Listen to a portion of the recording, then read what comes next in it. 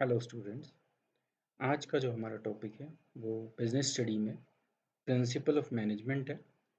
Principal of management में आज हम फ्योल प्रिंसिपल ऑफ मैनेजमेंट पढ़ेंगे।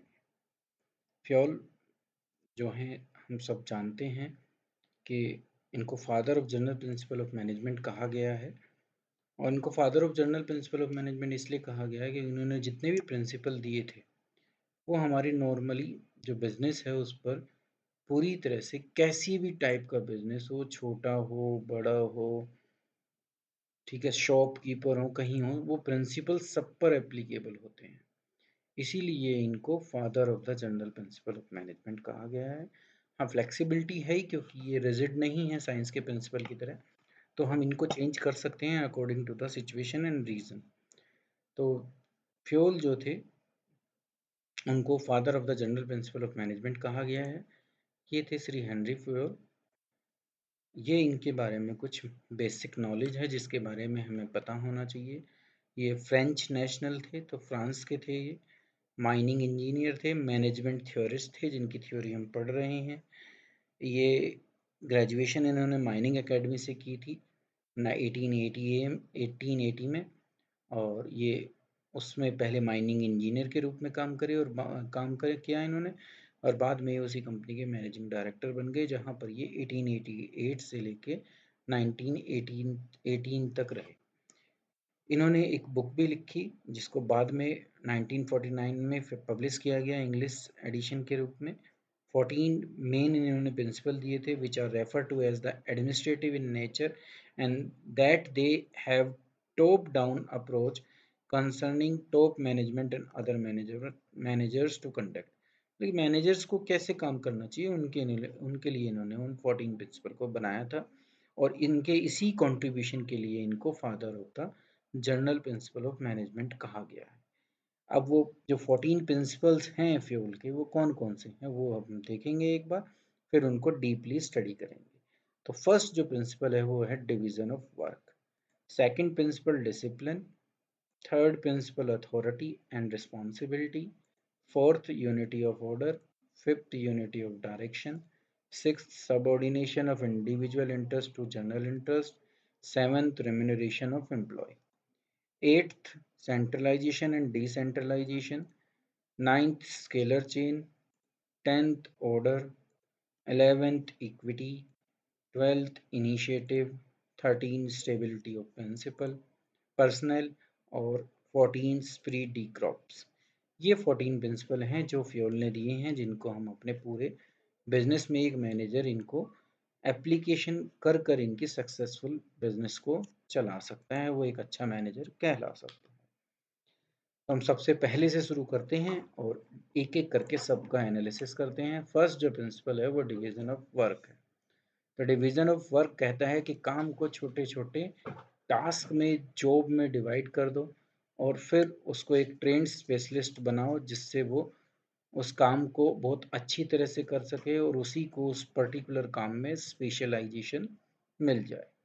तो इनका इनका कहना ये था कि हम एक काम को छोटे हिस्सों में बांट के एक पर्टिकुलर पर्सनल को, एक एम्प्लॉय को उस काम में स्पेशलिस्ट बनाओ जिस जो उसी काम के लिए हमने रखा है, जिससे उसका स्पेशलाइजेशन बढ़ सके और उसकी एफिशिएंसी और प्रोडक्टिविटी बढ़ सके। सेकंड जो इन्होंने प्रिंसिपल कहा था वो डिसिप्लिन है। डिसिप्लिन का मतलब अनुशासन होता है। तो अनुशासन में जब तक कोई भी ऑर्गेनाइजेशन नहीं रहेगी वो अपने जो भी ऑब्जेक्टिव है उनको फुलफिल नहीं कर पाएगा।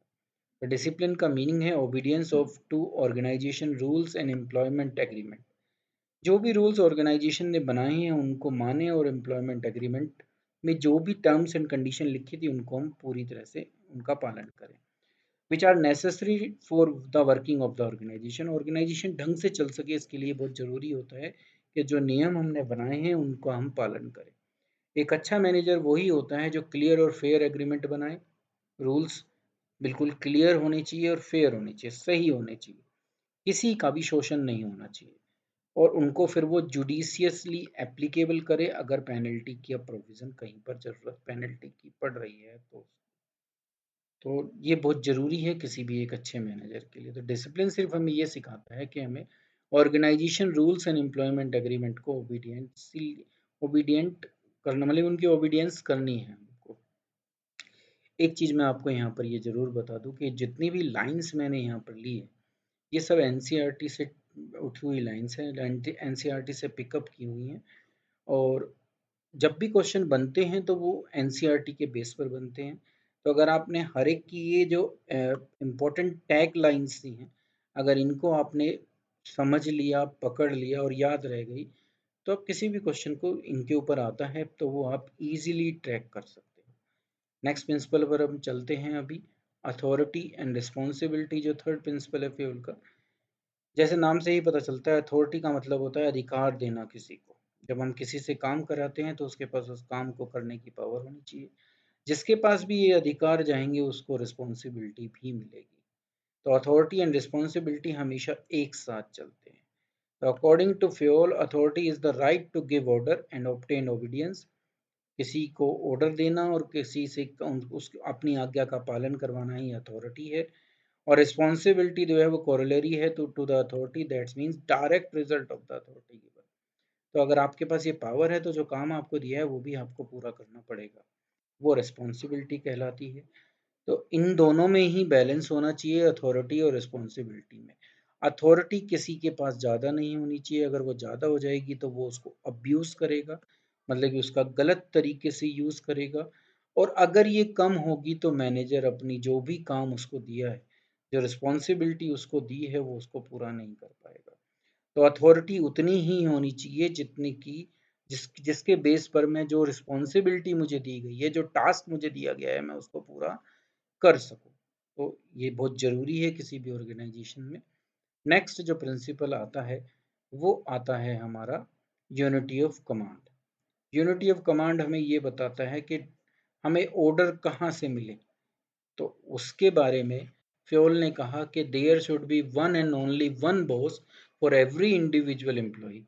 एक व्यक्ति, जो भी एक एम्प्लॉय है, उसका एक ही बॉस होना चाहिए, मतलब कि जिसकी डायरेक्शन को उसको मानना है वो एक ही व्यक्ति होना चाहिए। तो principle of unity command state that each participant in formal organization should receive order from and be responsible to only one superior। तो वही लाइन उन्होंने दोबारा बताई है ये सब एनसीईआरटी की ही लाइन, कि हमें एक से ही ऑर्डर लेना है और उसके प्रति ही हम जवाबदेही है। तो हमारी जो रिस्पॉन्सिबिलिटी बनती है वो उसी व्यक्ति के प्रति बनती है जो हमारा सुपीरियर है। अगर इन केस वो यूनिटी ऑफ कमांड कोई ऑर्गेनाइजेशन या कोई मैनेजर फॉलो नहीं करता या उस ऑर्गेनाइजेशन में नहीं हो रहा वो फॉलो, तो उसका जो इफेक्ट पड़ता है वो ये पड़ता है कि अथॉरिटी खत्म हो जाती है, कोई मानता ही नहीं है अथॉरिटी, फिर किसी के पास अधिकार ही कहाँ है। जब मैं उसको मान ही रहा, मेरे पास एक से ज़्यादा बॉस से ऑर्डर आ रहे हैं, तो अथॉरिटी की कोई वैल्यू नहीं रह जाती। डिसिप्लिन खोने की कगार पर हो जाता है, अनुशासन खत्म हो जाता है, ऑर्डर डिस्टर्ब हो जाते हैं, ऑर्डर को मानते ही नहीं है लोग फिर, और कहते हैं कि किसका माने। और जो स्टेबिलिटी है, ऑर्गेनाइजेशन स्टेबल का मतलब है काम सुचारू रूप से चलना, वो भी थ्रेटेंड हो जाता है। तो इसलिए ये बहुत इम्पोर्टेंट प्रिंसिपल है, इसको ऑर्गेनाइजेशन इसीलिए एप्लीकेबल करती हैं।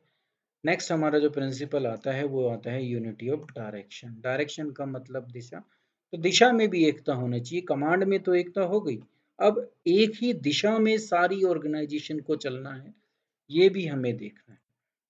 तो ये प्रिंसिपल हमें यही बताता है कि all the unit of an organization, जितने भी उसके अलग अलग डिपार्टमेंट हैं जो भी हैं, वो सारी organization should be moving towards the same objective through coordinated and focused effort. सबका ऑब्जेक्टिव है कि 10% सेल को बढ़ाना। अब चाहे प्रोडक्शन मैनेजर हो, सेल्स मैनेजर हो, फाइनेंस मैनेजर हो, सारे मैनेजर्स का एक ही रोल होना चाहिए, एक ही ध्यान होना चाहिए, और जो उसके अंदर एम्प्लॉय काम कर रहे हैं उनका भी, कि हमें 10% इस साल सेल को इंक्रीज करना है। ये कहलाता है यूनिटी ऑफ डायरेक्शन। तो each group of activity having the same objective must have one head one plan. तो वो एक ही दिशा में जाए, उनका हेड भी एक ही हो और एक ही प्लान हो, तो दिशा एक रहे, दिशा हमें पता हो कि हमें किस तरफ जाना है। फिर जैसे इसका वॉयलेशन था, अगर इसका वॉयलेशन होता है तो हम कभी भी ऑब्जेक्टिव को प्राप्त नहीं कर पाएंगे। तो आप लोगों को ये समझना है कि अगर वॉयलेशन होगा तो उसका क्या इम्पैक्ट पड़ेगा। नेक्स्ट जो सिक्स्थ प्रिंसिपल हमारा आता है, वो मतलब सिक्स्थ से पहले unity of command and unity of direction, क्योंकि ये बहुत इंपॉर्टेंट है, ज़्यादातर पूछते हैं, इनमें डिफरेंस बहुत आता है। तो एक बार इस डिफरेंस को और समझ लें हम। डिफरेंस के 3 बेसिस लिए, क्योंकि 3 नंबर में ही आते हैं, तो इसी वजह से मैंने 3 नंबर के अकॉर्डिंग इस क्वेश्चन को बनाया है। 3 में हम उसका मीनिंग दे सकते हैं दोनों का, एम दे सकते हैं किस उद्देश्य से इनको एप्लीकेबल किया फ्यूल ने, और इम्प्लीकेशन क्या है इसकी। पहले मीनिंग में आते हैं, वहीं से उठी हुई है जो अभी हमने पढ़े हैं कि one subordinate should receive order from and should be responsible to one superior. Line लिखी थी कि हमें एक से ऑर्डर मिले और हम उसके प्रति रिस्पॉन्सिबल हो। यहाँ पर भी वही लाइन है जो अभी हमने पढ़ी थी कि each group of activity having same objective must have one head one plan. तो सबका एक दिशा हो, एक हेड हो, और उसके प्रति ही वो प्लान जो हमें उसी तरफ हम जा रहे हैं।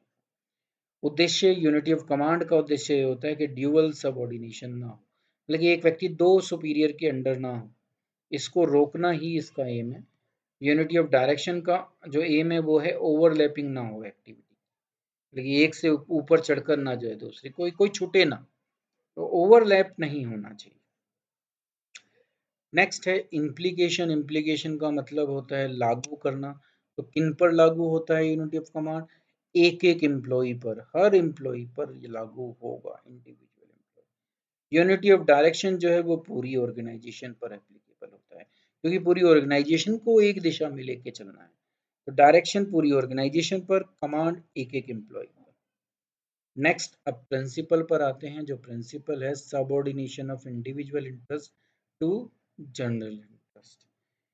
यहाँ जो इम्पोर्टेंट पॉइंट है वो ये है कि मुझे इंडिविजुअल इंटरेस्ट को, मतलब कि मेरे जो खुद के हित हैं, मैं किसी ऑर्गेनाइजेशन में अगर काम कर रहा हूँ तो मैं किसी अपने कुछ अपना पर्सनल बेनिफिट को देखकर वहाँ पे काम कर रहा हूँ, कि मुझे घर चलाने के लिए पैसा चाहिए, मुझे जो है प्रमोशन चाहिए, मुझे स्टेटस चाहिए, रिकॉग्निशन चाहिए, मुझे अच्छी हेल्थ फैसिलिटी चाहिए, अच्छी वर्किंग कंडीशन चाहिए। तो ये सारे मेरे अपने पर्सनल इंटरेस्ट, जब मैं उस ऑर्गेनाइजेशन में काम कर रहा हूँ, पर ऑर्गेनाइजेशन ने मुझे इन कामों के लिए नहीं रखा है। ऑर्गेनाइजेशन ने रखा है अपने जनरल इंटरेस्ट को पूरा करने के लिए, मतलब कि वो अपने उद्देश्य की पूर्ति के लिए मुझे रखती है, और उसी लिए मुझे सैलरी दी जा रही है। तो इसीलिए जो मेरे खुद के इंटरेस्ट होते हैं उनको मुझे सबऑर्डिनेट करना है, मतलब कि बाद में उन पर ध्यान रखना है। मेरा जो सबसे पहला ध्यान होना चाहिए, या मेरा जो मेरे ध्यान में जो सबसे पहले आना चाहिए, वो ऑर्गेनाइजेशन के ऑब्जेक्टिव है। The interest of an organization should take priority over the interest of an one individual. Organization के इंटरेस्ट को ध्यान में रखना है, अपने को ध्यान में प्रायोरिटी में नहीं रखना। पहले वो पूरा होगा, मेरा तो अपने आप पूरा हो जाएगा। In all the situation, the interest of the group or company will supersede the interest of any one individual. तो इंसान के इंडिविजुअल के इंटरेस्ट से हमेशा ऑर्गेनाइजेशन के इंटरेस्ट ऊपर रखते हैं हमें। तो मेरा काम अगर ये है कि मैं 15 यूनिट एक दिन में बना सकता हूँ, और मेरी कैपेबिलिटी है कि मैं 15 से ज़्यादा बनाऊँ, तो मुझे उसको यूज़ करना चाहिए, सो दैट उस ऑर्गेनाइजेशन के ऑब्जेक्टिव को हम अचीव कर सकें।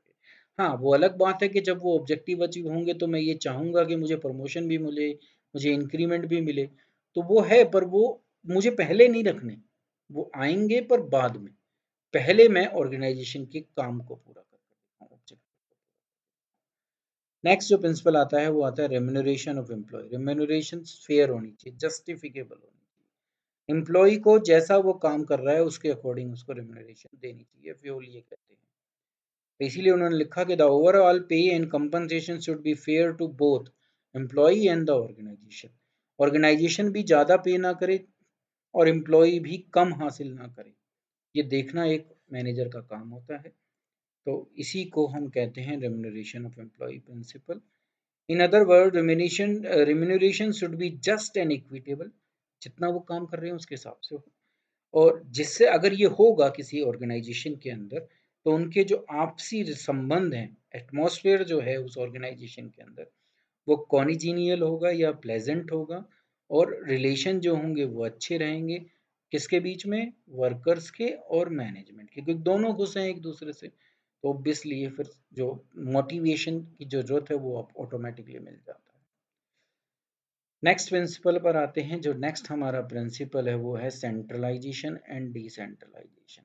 सेंट्रलाइजेशन में अथॉरिटी को एक जगह या कुछ लोगों तक सीमित कर दिया जाता है, और डिसेंट्रलाइजेशन में अथॉरिटी को डिवाइड कर दिया जाता है। तो जितनी बड़ी ऑर्गेनाइजेशन होगी वो डिसेंट्रलाइजेशन से काम करेगी, जितनी छोटी ऑर्गेनाइजेशन होगी वो सेंट्रलाइजेशन से काम करेगी। ये ही बेसिकली फ्योल ने कहा था। दोनों में बैलेंस होना चाहिए, कोई कंपनी ज़्यादा सेंट्रलाइज भी ना हो और कोई कंपनी ज़्यादा डिसेंट्रलाइजेशन भी ना हो। तो concentration of decision making authority is called centralization, and whereas its dispersal among more than one person is known as decentralization. जब पावर मैं अपने पास रखूं तो वो सेंट्रलाइजेशन कहलाता है, जो किराने वगैरह की दुकान पे तुम लोगों को देखने को मिल जाता है। जब मैं पावर डिस्ट्रीब्यूट कर देता हूं तो चाहे रिलायंस हो चाहे कोई भी कंपनी हो, वो डिसेंट्रलाइजेशन से काम करती है। तो बिजनेस जितना बड़ा होगा डिसेंट्रलाइजेशन की जरूरत उतनी ही ज्यादा होगी। तो there is a need to balance subordinate involvement through decentralization. जरूरी है कि उनको भी शामिल किया जाए डिसीजन मेकिंग पावर में, with manager retention of the final authority through centralization. में जो मेन पावर है वो मैनेजर के पास ही है, पर काम करवाने के लिए उनको कुछ पावर देनी पड़ती है। In general large organization have more decentralization than smaller organization. ये मैं तुम्हें बता ही चुका हूँ। नेक्स्ट जो हमारा प्रिंसिपल आता है वो होता है स्केलर चेन। चेन कुछ इस प्रकार की होती है। चेन में क्या होता है, अथॉरिटी यहाँ सबसे ज़्यादा है और उसको फिर हम डिसेंट्रलाइजेशन या डेलीगेट करते चले जाते हैं। तो ये जो टॉप से नीचे की तरफ चलता है ये अथॉरिटी जा रही है दोनों तरफ, ये कहलाता है scalar chain. The formal line of authority from highest to lowest rank is known as या are known as scalar chain। तो ये जो इनके बीच में चेन बनी हुई है, जिस चेन से जुड़े हुए हैं, इसको स्केलर चेन कहते हैं। This chain should not be violated in the normal course of formal communication. ये टूटनी नहीं चाहिए। डी सीधा जाकर कम्युनिकेट नहीं कर सकता ए के पास, उसको सी को ही कम्युनिकेट करना पड़ेगा, सी बी को करेगा, बी ए तक पहुंचाएगा। ऐसे ही ए ई तक जाएगा, ई एफ तक जाएगा और एफ जी तक जाएगा। ऊपर भी ऐसे ही जाया जाएगा, जी से एफ, एफ से ई और ई से ए। ये कम्युनिकेशन की जो जो एक हिरार्की बना रखी है उसको हमको फॉलो करना होता है। इसी को हम स्केलर चेन कहते हैं।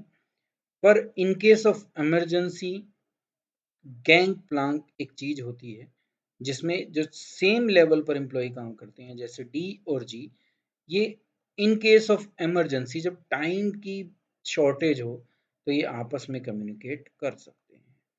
ठीक है, ऐसे ही सी और एफ भी आपस में कम्युनिकेट कर सकते हैं, बी और ई भी कर सकते हैं। सेम रैंक पर काम करने वाले व्यक्ति कम्युनिकेट कर सकते हैं, और ऐसी सिचुएशन को हम गैंग प्लान कहते हैं, जिसको यहाँ पर मैंने आपको दिखा दिया। तो ये 9th प्रिंसिपल था स्केलर चेन। नेक्स्ट आता है 10th ऑर्डर। ऑर्डर का मतलब यहाँ पर किसी को ऑर्डर देना नहीं है, किसी को डायरेक्शन देना नहीं है। ऑर्डर का मतलब है कि सही चीज सही जगह पर मिले। तो पीपल, लोग हों उसमें और चाहे मटेरियल हो, must be in suitable place at appropriate time for maximum. सही जगह पर और सही समय पर इंसानों का और वस्तुओं का मिलना ही प्रिंसिपल ऑफ ऑर्डर है। मैनेजर की अगर हमें यही ना पता हो कि मैनेजर कहाँ मिलेगा, या सुपरवाइजर वर्कर को ना पता हो कि किस जगह मिलेगा, तो क्या वो एम्प्लॉय उसको ढूंढते रहेंगे? टाइम कितना वेस्ट होगा। तो एफिशिएंसी खत्म हो जाती है। तो एफिशिएंसी को बनाए रखने के लिए इंसानों की भी एक फिक्स जगह हो और मटेरियल की भी एक फिक्स जगह हो, जिससे टाइम को बचाया जा सके। तो ये प्रिंसिपल सिर्फ हमें यही बताता है कि the principle of order state that a place for everything, हर चीज के लिए एक जगह होनी चाहिए, और एवरीथिंग इन इट्स प्लेस, और हर चीज एक जगह पर। ठीक है, अब तुम इसका एग्जांपल अपने घर में भी देख सकते हो। अगर आप 2-3 भाई बहन हो और वो 2-3 भाई बहन अगर मिलकर एक ही जगह पर अपनी बुक्स वगैरह रखते हैं, तो उन बुक्स को ढूंढना थोड़ा डिफिकल्ट काम हो जाता है। पर अगर वो बुक्स हमने एक एक अलग अलग शेल्फ ले रखी है और उस शेल्फ में रख रखी हैं और प्रॉपर वे में रख रखी हैं, तो मुझे कोई भी एक बुक को निकालना, बुक्स अलग कर रखी हैं, कॉपी अलग करनी है और फिर मुझे मैथ की बुक चाहिए, तो मैं बहुत ईजिली उसको ढूंढ लूँगा। तो प्रिंसिपल फ्यूल के इसीलिए जनरल कहे हैं कि ये हमारी डे टू डे लाइफ पर भी एप्लीकेबल होते हैं। नेक्स्ट प्रिंसिपल आता है इक्विटी का। इक्विटी का मतलब यहाँ पर समानता है, तो वहाँ किसी भी प्रकार का डिस्क्रिमिनेशन ना हो।